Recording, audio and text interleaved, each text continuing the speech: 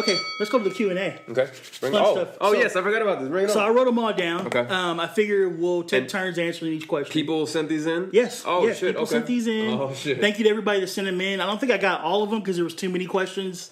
I don't want to go. I know you got stuff to do. No, I don't want to go 2 hours. Let's see. But so we'll let you take the first fight. All right. What is the most exciting fight you've been to live? Oh, man, I haven't been to too many live. So I would say, I feel like it was one that, like, at StubHub, probably. Yeah. I don't know if we were there or if we were watching it live, but every fight ended in, like... No, that was the one me, you, and Deli went to. Was it the Virgil? That was Ortiz Berto, too. And Berto, yes. Okay, so hands down, live, that's the most exciting fight that I've seen, because if you've never seen part 1 or part 2, watch them both, because Virgil Ortiz... Not Virgil, Victor. Victor Ortiz and Andre Berto went to fucking war, man. They went to hell and back. Yeah, because they were both knocking each other down. Whoever got the momentum, it seemed like they were about to just buzzsaw them, and then the other dude would come back. It was a really fun fight to watch. Yeah. For mine, I got a little backstory. So it's Michael Katsidis versus Joel Casamayor. I told you about this fight a long time ago. It was at Casino Morongo. So we buy the tickets. We think it's going to be in the casino. Yeah. This all comes into play. It turns out we get there. It's in a tent outside in the desert. So it's like 100 and something degrees. So naturally, what all us boxing fans decided to do, we all got shit faced. So we're all drunk as hell. So Casamayor is a slickster. It's the perfect kind of fight that you always talk about. Katsidis, undefeated prospect on his way up, looking for a big name to add to his resume. Casamayor, the wily veteran on his way out. Mm-hmm. So Casamayor comes out. Only one fan was cheering for him, this old Cuban dude that was wasted. And he kept chanting, El Sapillo! I guess El Sapillo means brush. Yeah. It was Casamayor's nickname. Casamayor was bald. I don't know why his name is the brush. He probably hadn't used one in years. Anyway, Michael Katsidis is Greek. Mm-hmm. So he comes out in full Spartan gear. And he's like, so the crowd's like, for Sparta! And so, we're all drunk. So I'm like, tonight, we dine in hell! So the fight starts. Katsidis just bum rushes him, like, Casamayor, in true veteran fashion, takes a step back, bop! Drops him with the left hand. First round? Yeah. Katsidis gets up, he's stumbling around. Casamayor drops him again. We're like, oh shit, it's over. Nope. Katsidis somehow regroups, gets to his corner. They smack him around a little bit, get the smelling salts out. He wakes up. And so from then on, he starts wearing Casamayor down. We're like, oh my God, this is really happening. Mm-hmm. 6th round. He drops Casamayor, knocks him out of the ring. Some black dude, maybe he's Afro-Latino, pushes Casamayor back into the ring, which you can't do. So Casamayor somehow survives. So Katsidis is wearing his ass out. 9th round, 10th round. I think it was 9th round. He's about to finish him off, it looks like. Casamayor leans back as he's coming in. Bop! Catches Katsidis coming in again and drops him and stops him. Holy shit. So everybody's like, oh my God. I've never seen that one. I'm going to make a note of that. Everybody's like, oh my God. The Cuban guy is so drunk. The old Cuban man I was talking about. He's going around flipping people up. He's like, fuck you. El Sapillo, motherfucker. El Sapillo. So it was the wildest fight I've ever been to. Shout out to my boy Mike Harris. He was at the fight with me. He'll vouch for me. We must have said, tonight we dine in hell and this is Sparta about 50 times. Because we're so drunk and even though we've seen 300 a million times, those are the only 2 lines I could think of because I was hammered. That was the craziest atmosphere I've ever been to. It's 102. No. Everybody's wasted. Multiple knockdowns. A dude getting knocked out of the ring. It was just insane. That's a good one. Yeah, it was funny. So, next question. Bring it on. Which fighter do you think gives Floyd the most problems in his prime? Zab Judah. No, but fights that didn't happen. Oh, shit. Oh. Currently or in the past? Anywhere. I don't think it's, real quick, I don't think it's Paul Williams or Roberto Duran. I'll explain later. That was 2 of the names that were thrown out. Mm-mm. What's yours? Mine would be, here's why it's not Paul Williams. Paul Williams has problems with counterpunchers. Carlos Quintana, Eslarndi Lara, Sergio Martinez, all great counterpunchers, beat Paul Williams or stopped him. Don't think it's him. Don't think it's Duran because Duran really had a problem with feints and defense, and that's why he quit against Sugar Ray Leonard. And a quick black fighter. The only two fighters I think that could actually touch Floyd Mayweather in his prime are Aaron the Hawk Pryor. Ooh. Aaron the Hawk Pryor has the most insane chin I've ever seen and one of the highest work rates I've ever seen in a welterweight. And Sugar Ray Leonard. I think Sugar Ray Leonard wouldn't be fooled by all the feinting, all the speed, all the hand speed is about equal. He's got punching power. He's got the dog in him that Floyd has. Those are the only two guys I think that can really give Floyd hell. Possibly Tommy Hearns, but I don't know. Yeah, I'll go with that. I'm going to be thinking about it this week because I actually want to have a good answer for this. But I do want to encourage people to go and look at some of Mayweather's early fights. Because, again, I can't stand when people are like, oh, Mayweather just runs. He just runs and he does... I've never seen him fight. I've never seen him run in a fight, man. He just fucking stands there and his defense is so good he avoids it. I forget the other guys' names that he fought, but he was in some wars. Yeah, the one I always go back to is Corrales. I think that was like the vintage Mayweather performance or the Arturo Gatti performance. Those were fights where he stood in the pocket and just countered and destroyed them. I think Gotti got knocked down once, but he should have been down way more times. Yeah. And Corrales got dropped God knows how many times. I don't got that many fingers to count it. And Mayweather wasn't, in the media's eye what he is now. So everybody was saying, oh, Corrales has too much power. He's too tall for him. He's too big, blah, blah, blah, blah.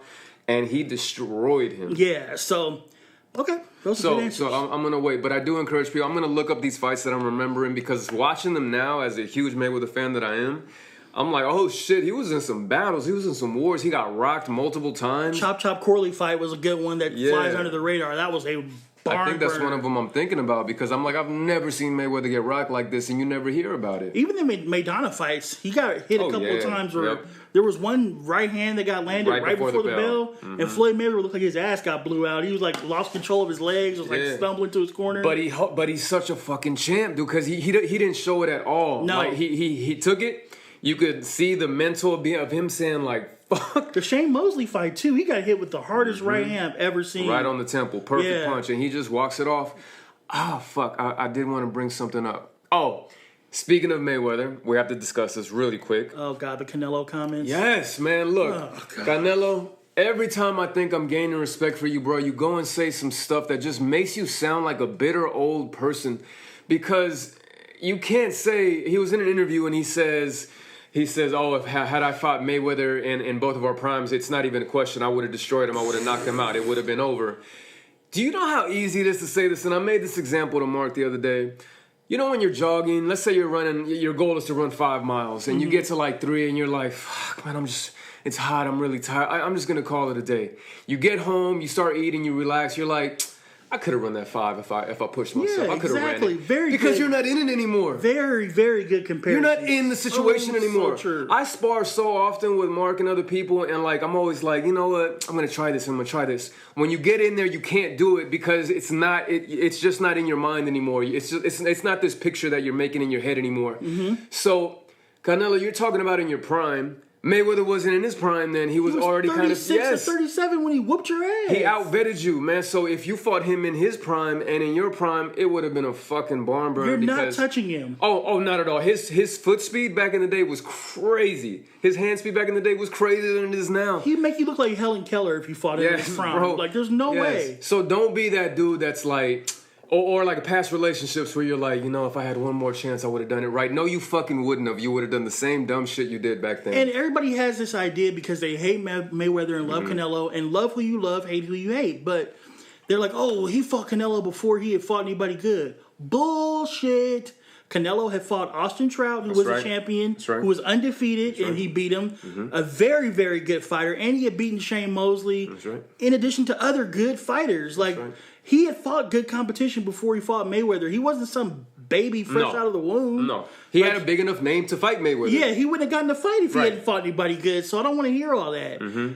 In their primes, Mayweather would have watched him. He was 36 or 37 when he won 11 rounds against him. Are you better now than you were when you fought Mayweather? Of course. Absolutely, bro. But Mayweather in his prime was eons ahead of what he was when he fought you. So, no. Very, very good. I'm glad you brought that up. That's it. That's all. I had to say that really quick. Back to the questions. This one's a good question. I have a surprising answer, but I want you to go first. All right. Which fighters do you think don't get the most recognition that they should get? Jesus, these are tough fucking questions, man. What, current fighters or previous? Doesn't say, so you can go either. Okay, I'm gonna say current fighters that don't get a lot of recognition right now. I don't feel like Mikey Garcia gets the respect that he deserves. Good one. Fuck, man, I'm like drawing a blank right now. Please go while I think about it. My answer, which will surprise some people, I'm gonna go 2 men and 1 woman. Okay. Floyd Mayweather and Manny Pacquiao. That don't get the respect? Yes, and this is why. Yes, please. I know why. Yeah. Right? What the fuck?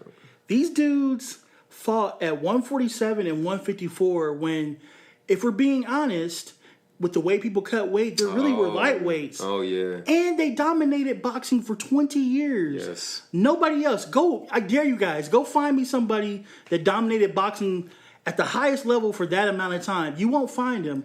These two are diamonds in the rough, and I think because of social media and all the hate, it's kind of like the LeBron James effect. We don't appreciate them while they're here because they're always in our face and we're tired of hearing about them. So in turn, it turns into diminishing their accomplishments. Those two are insanely good. They both have at least 10 surefire Hall of Famers on their resume. Yeah. Find me any other boxer that has their resumes. They both started at like feather or super featherweight and went all the way up and were still knocking out and dropping people at a weight class that was a weight class or 2 above what they very hard to do. Should have been fighting at. Power doesn't travel that easy up weight classes. For comparison, most fighters are done by about 33 or 34. These dudes are still winning fights, late 30s, early 40s. Everybody loves Julio Cesar Chavez, but if you go back and look when he turns 33 or 34, he was done. Oscar De La Hoya whooped him twice when he was only 33 or 34. So to think about that and then think about what Mayweather and Pacquiao are doing or were doing at an advanced age is phenomenal. I really do think they're 2 of the best to ever lace them up. It's great. And I don't think there's a question. It's great that you listed those fighters because the other day on Instagram somebody posted a picture of Pacquiao, Mayweather. That was me. Was it you? Yeah. Oh, on the great put them up that thing. And the resumes were that of champions that they've defeated are this fucking long. Chavez is like this. Yeah. And then, yes, he has 100-something fights against who? Yeah. Against farmers and taxi drivers. So as far as people, and I love Chavez, but I mean, I'm just being real. Absolutely. So as far as people that don't get the credit they deserve, I mean, Marquez, I think comes to mind because he's so skillful, man. I really loved watching Marquez fight in my entire life because his catching and throwing, his avoiding punches, his like looping hands, he has every punch in the arsenal. And I feel like he didn't really reach his peak until he got older, but by then he couldn't really get the big fights anymore. So it was an interesting thing. He's got one of the best boxing brains ever. My gosh. He's not that athletic. He doesn't have the great power, doesn't have the great speed. He just outthinks him. Yeah. But I can't think of who doesn't get their props now because with social media, now everybody's pumping themselves up. So I'm always hearing about fighters. So I don't know who gets the recognition or who doesn't get the recognition. I would say Katie Taylor. That was going to be my third one. Okay. Katie Taylor is so good, man. You got to see these clips. Girl's hands are so fast, man. Okay. Her hand speed might be up there with Clarissa's. I want to see her. If not better, man. She's good, dude. I want to see her. And I think because she's the opposite of what you were just talking about, people that pump themselves up. She's a humble Irish girl, but supposedly she's super, super like popular in Ireland. But she doesn't pose. She doesn't like big herself up. She's just an old-fashioned hard worker. But man, she deserves way more recognition. That girl is the goods. All right, so next one. Drip Wilson, I had to shout you out because this is a good question. Sinisa Estrada versus Marlon Esparza 2. Do we want to see it? And why? Hell yeah, I want to see it. Hell yeah. The first fight was phenomenal. Oh, yeah. We were talking about Sinisa a couple of weeks ago when I told the story of me being an idiot. And we were talking about how somebody would counter that style. The first 4 rounds of that fight, you saw how they would counter that style. Marlon Esparza, we didn't get to see the Marlon Esparza that we know on the Clarissa Shields card because I don't think she had been training. She just wanted to be a part of the card. But, man, she was catching Sinisa on the way in with some hard shots. I got to see that fight again. They genuinely hate each other. Yep. I don't know if you ever saw, so Golden Boy, trying to promote women's boxing, had them do an Instagram Live together. Oh, damn. How'd that go? Horrible. What are they saying to each other? So, Marlon Esparza's thing is she feels like Sinisa used her name to get signed with Golden Boy. Like, they signed her specifically to be an opponent for Marlon. Okay. And Sinisa's like, no, they didn't. And bitch, you got fake lips. And like, it just went sideways super fast. So they hate each other from the jump. They pushed each other at the weigh-ins. Like, they did not like each other. That first fight, unfortunately, Marlon got a really bad cut. Once he got cut, the fight pretty much changed, and Sinisa started to, push the advantage. But I want to see that fight again. Bro. Oh, and also that fight is noteworthy because they both agreed to do 3-minute rounds. So you got to see. Good. I'll show you it. I have it on my laptop. Good. It shows you what a 3-minute round in women's boxing looks like, and it was beautiful. Bro, it needs to happen again, and we say this because in women's fighting, a 2-minute round. Look, I don't understand it really. It's not like. Look, if in the WNBA they decided to lower the rim like to 8 feet or 9 feet, I'd be like, yeah, I totally understand why you would do that. And it'd probably make the sport funner because you would see girls fucking banging on each other. It'd be fucking great. But a 2-minute round, I don't get. A women could build up their lungs just the way a man can. And you need that in order to take people in deep water. Yeah. So, but back to the question. Anything Sinisa's doing, I'm watching because she's so fucking fun to watch, man. The girl's got charm outside of the ring and heart in it, man. And she has power and she digs to the body. She fights unlike any other female fighter I've ever seen. And a quick side note, whatever her publicist and the people promoting her are doing on Instagram, I think is fucking genius. She posted some pictures. It was really cool, artsy looking. She had her belt like it was like a pink background, pink outfit, and like a pink bed. And you got this fucking girl who's running people down, and it's a beautiful picture, very artsy, while still having a lot of sex appeal, but not in a, like, I don't want to say it in a gross way. Yeah, not in a gross way, just in a beautiful way of them promoting that. Deli, my wife, the other day said that there was some photos of a lot of WNBA players, and all these women were just stunning, just really pretty. And it's going, like, back when we were in high school, and please don't take this the wrong way. Back when we were in high school, a lot of women that played basketball were either just, like, straight gay. I hate saying it like this, but, like, straight. Yeah, straight gay. That's a weird thing to say. I hate saying it like this, but, like, the stereotypical, like, butch looking. They call them studs, basically. Yeah, and I never want to use that term. I'm not trying to offend anybody. I'm just saying I love lesbians. I love gay people. I don't care. But that's just what they were called. The facts are the facts. So you got these women that look very beautiful, and I'm not by any means saying that that's what the sport needs and that's what sport needs in order to promote shit. But it just makes it so that it's not the one way. You can't have these old dudes saying, "Oh man, I'm not trying to look at a bunch of manly looking women play blah blah blah blah blah." It's just that now it's making it so diverse, and everybody could be what they want to be. They could look like a Barbie or they could look tough. So the same thing is happening in boxing with Sinisa, with her doing this. He's like, "No, I'm not gonna run away that I'm a pretty girl. I'm not gonna hide it. I like how I look, and I want to get dressed up, and I want to have style." While still whooping ass in the ring. Yeah. And I really like and respect it. Yeah, so I 100% agree. I want to see that fight again. Anything Sinisa does, obviously, if you listen to the last episodes, I'm on board. so bring it on. Shout out to her, man. Yeah, definitely. Bring it on. So the future of boxing, how do you feel about it? What's the good? What's the bad? Oof. Very broad question, but whatever's on your heart, let it out. It's a good question because, and I said it last week. I'm not going to repeat myself because it was on the cast.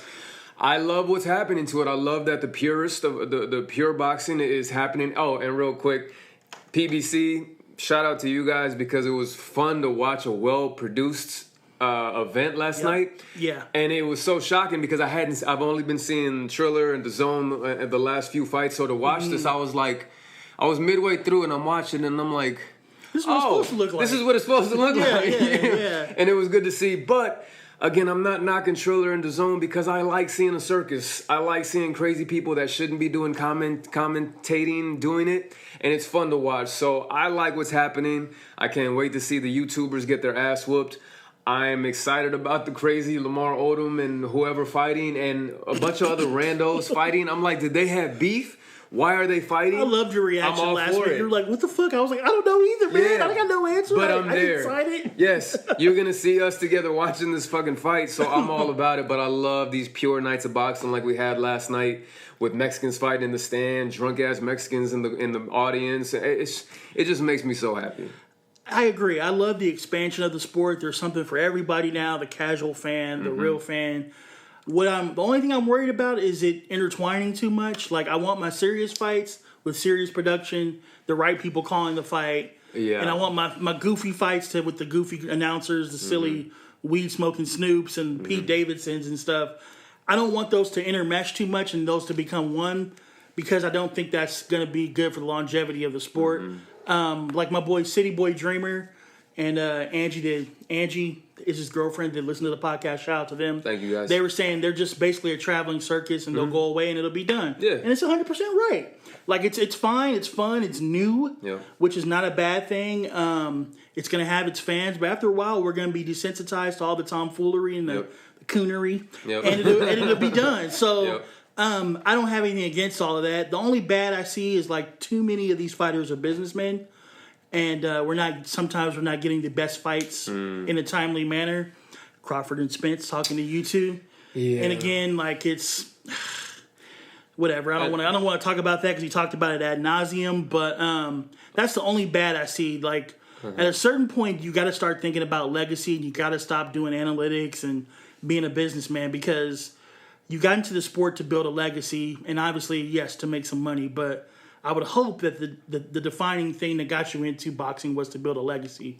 So are you saying that they shouldn't be their own promoters?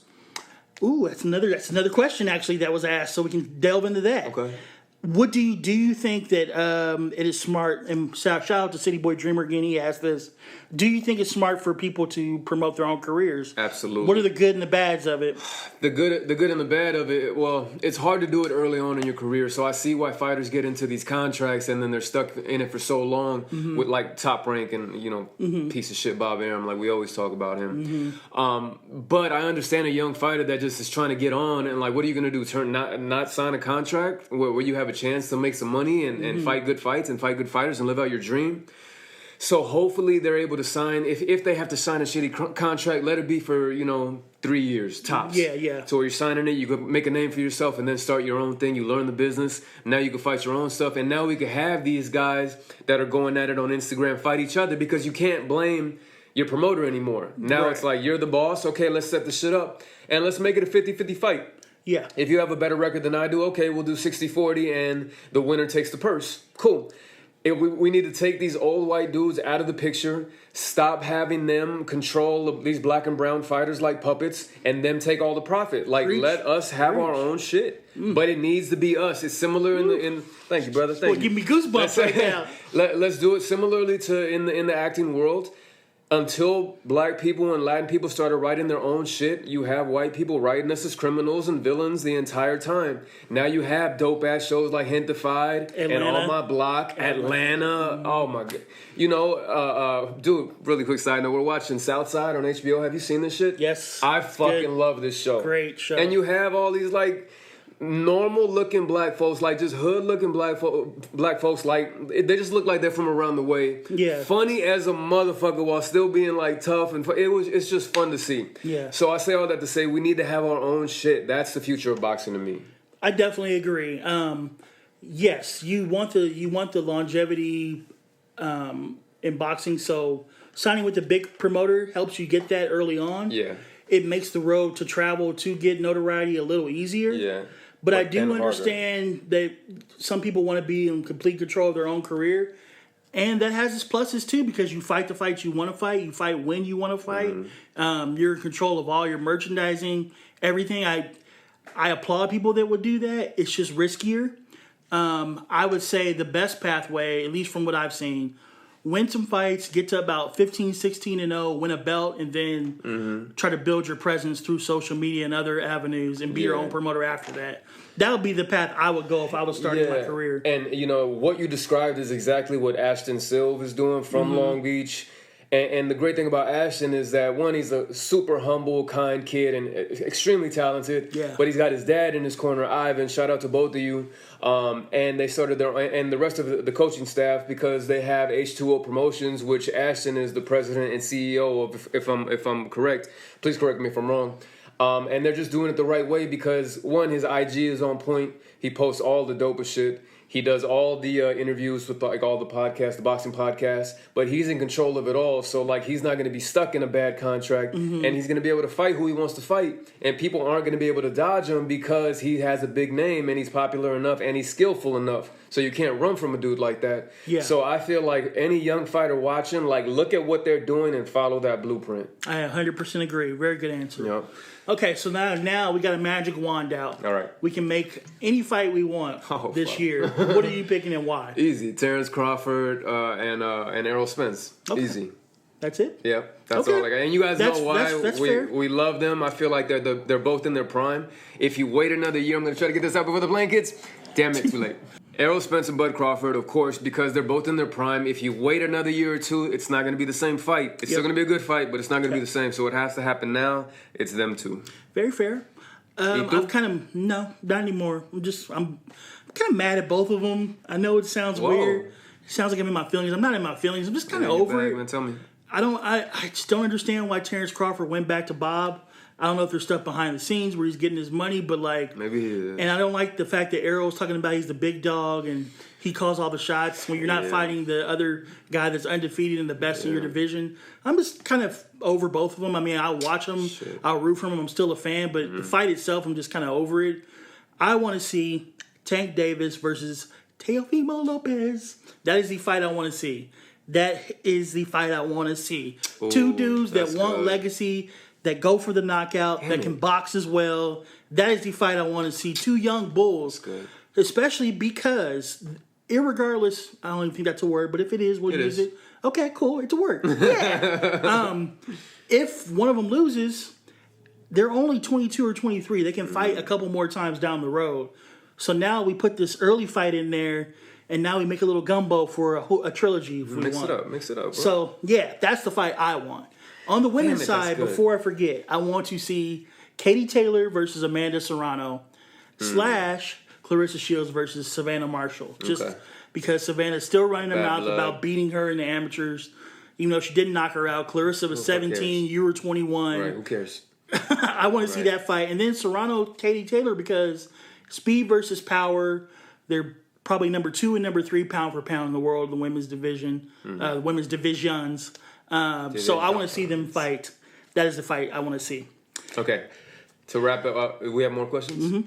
A couple more. How long? Are we good on time? Okay. Yeah, okay. Bring it on. Favorite fighters of all time? Mayweather.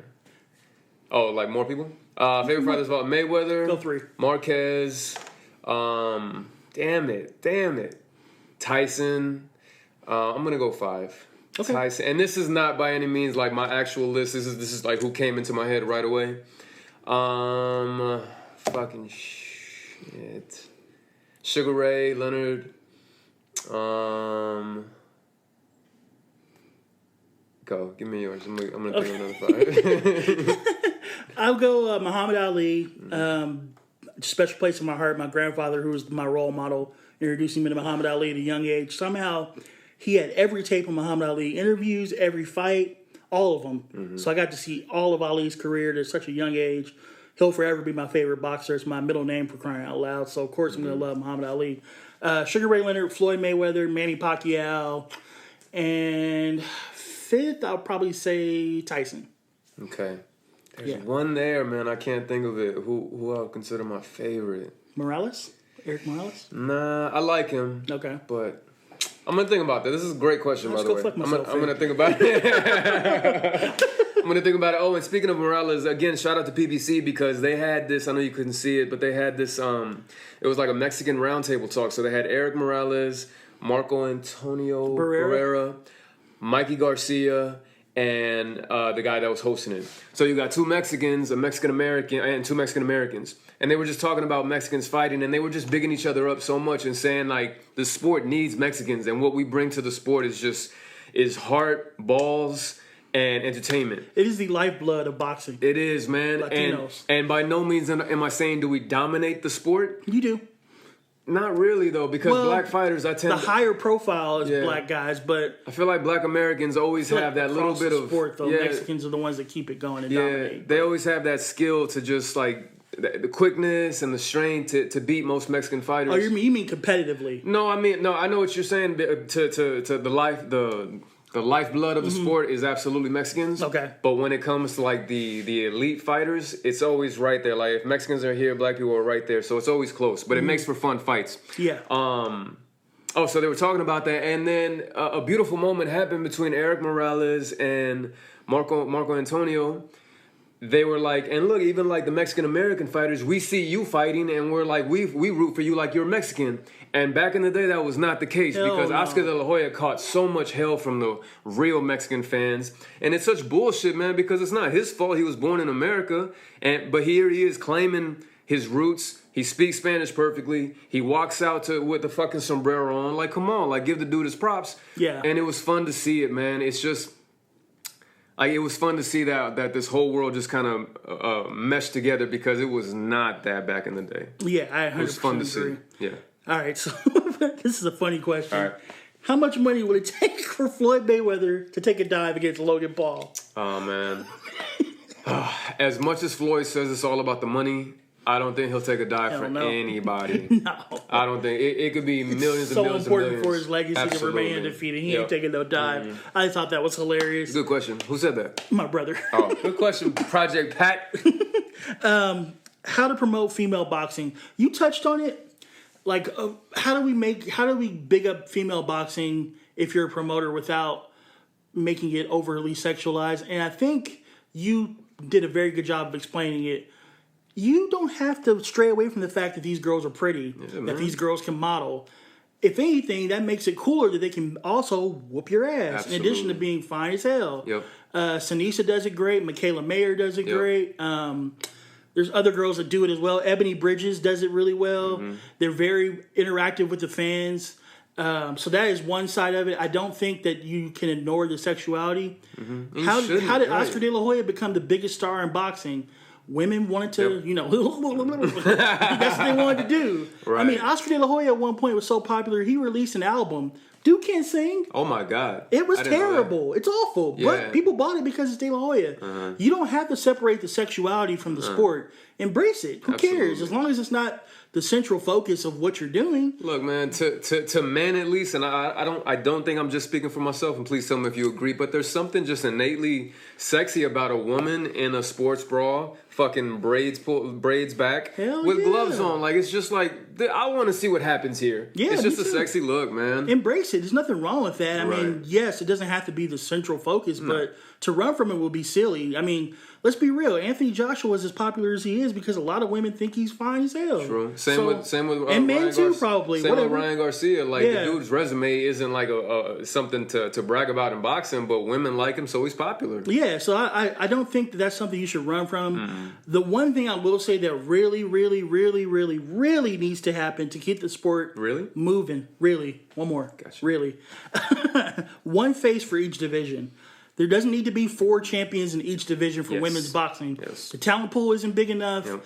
It doesn't help the sport to have 4 champions in one division. If I ask you who the women's lightweight champion is, you should be able to go, boom. Yep.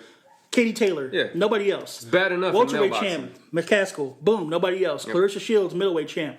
It needs to be that. So, like, when these American women are calling these female fighters out from the UK or wherever to unify. It's going to help the sport in the long run. Yep. Every division needs to have one champion. So that would be my answer. Yep. Embrace the fact that they're beautiful and they can fight, because I don't think there's anything wrong with that. And then one champion for each division. Bro, and you're going to have young girls everywhere looking at that and being like, wow, she's pretty, and she's tough, and she does this, and she's outspoken. And like, who the fuck doesn't want that? And she's doing ring announcing, and Yes. she's doing judging, and she's doing, like... Yes. It's dope. You got to show each facet of a person, Bro. because that's how people relate to people. If you just ignore that this girl is a 10 and she can beat the brakes off most dudes...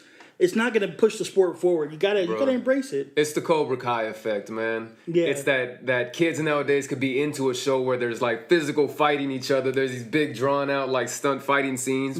And they're watching it because it's these young kids. They're pretty and they're fucking whooping ass. It's fun to watch, man. Yeah. And you want I'm not saying I want young kids to be out there fighting, but I'm saying I want young kids to have that confidence that learning how to fight brings you. It makes you not want to fight. Yeah. So if you see a young girl that knows how to take care of themselves and doesn't have to put up with shit that dudes say to her on the bus or the train or wherever they're at while still looking beautiful, like, that's just better for the world. Yeah, so I do feel like it's going to be, we're going to see the rise of female boxing every year. It's going to get bigger and bigger and bigger. This is a good one. Okay. Inspiration for the pod, and where do we think it'll be in 5 years? For our pod? Yeah. Oh, good question. Who said that, you know? I think that might have been either Angie. I don't remember, actually. Thank you guys, either I think way. it was Angie, the actress. I think Man, the future of the pod, and you know, we started it during a pandemic, so it was one thing, it was good. A lot of it, we were just like, let's see what happens. Yeah. As soon as we got behind the mic, it was like, we were just able to talk just like friends do, and it was great. Now that the quarantine is slowly dying down, God willing, the future of the podcast is to get more interviews, to get more guests inside, because I just don't like doing Zoom interviews that much, even though I know it's necessary. And it's to expand. I eventually want to be like at fights with our freaking laptops. That'd and be cool. You know, live casting. Would that be it? Yeah, sure.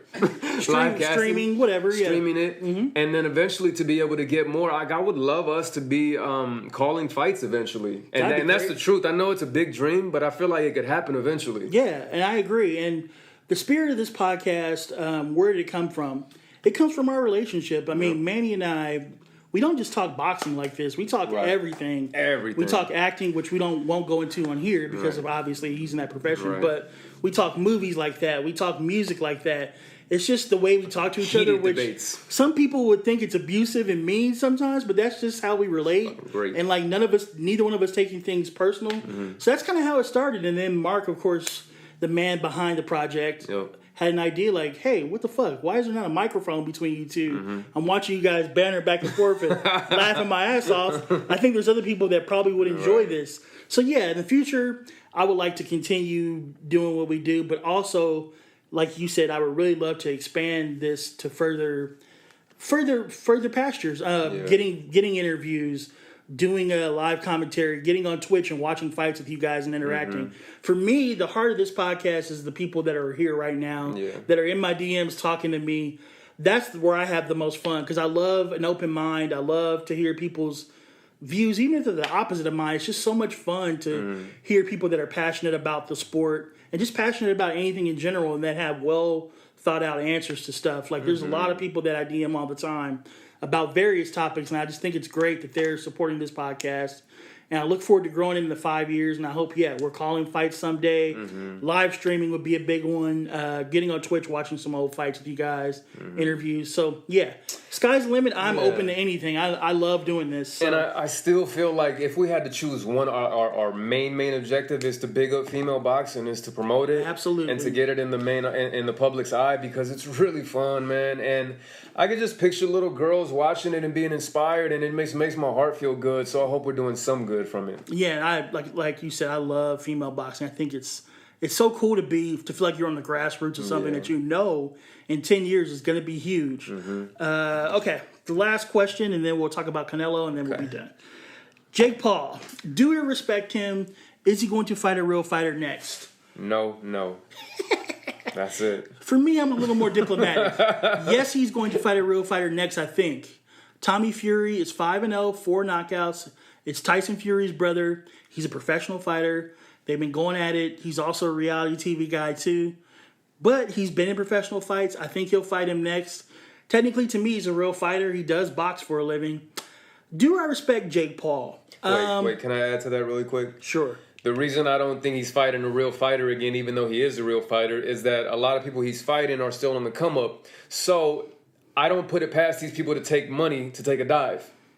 If you need $1 million to go out there and act like you get knocked out by Jake Paul, so be it. I'm going to take that $1 So until he fights somebody with something to lose and a real legacy, I don't give a shit about what he does. Continue. That's fair. I do think that Tommy won't take a dive. Tyson Fury's his brother. Those guys are proud fighters. That's a fighting family. I don't think there's any way he takes a dive. We'll see. Do I respect Jake Paul? Absolutely not. But I will say he is putting in work with a lot of former champions.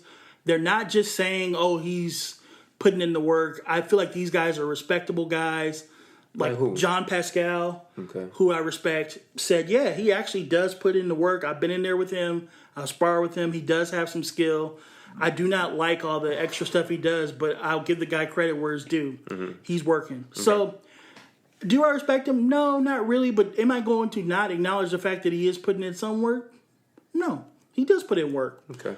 I mean, from what we see, it's rudimentary, the stuff he does in the ring. Like, he just throws an overhand right. He knows how to dodge a jab, and that's pretty much it. He'll feint a little bit. From non-fighters. Yeah, so, I mean, but yeah, I respect the work he puts in. I don't respect him. I don't like him. And that's it.